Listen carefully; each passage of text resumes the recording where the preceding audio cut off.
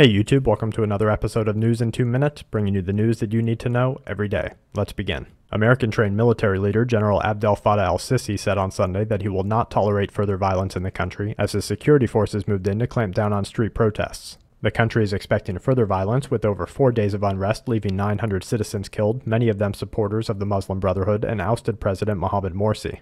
One of Japan's most active volcanoes erupted on Sunday, sending large amounts of ash and debris over 3,000 feet into the air. Local news agencies began reporting that a large amount of ash began falling into the northern and central parts of Kagoshima City, causing a delay in train services, temporary respiratory illness, and forcing masked residents to flee into their cars and buildings. South Korea and the United States have begun an annual joint military exercise to practice cooperation between the two countries in the event of an invasion by North Korea. The drills, known as All-Chief Freedom Guardian, are expected to last 12 days, including over 80,000 combined U.S. and South Korean servicemen, and are said to help ensure stability and security on the peninsula and reaffirm the U.S. commitment to the Northeast Asia region. UN inspectors charged with investigating the use of chemical weapons in Syria arrived in the war-torn nation on Sunday and will begin working at the first of 3 approved testing sites as early as Monday morning. The inspectors are charged with determining if and when chemical weapons have been used within the country, and although agreements between Syria and the United Nations explicitly denounce the investigation into who used the weapons, senior analysts with knowledge of the proceedings expect a decision to be made regarding their use based on chemical composition and strength of the attack.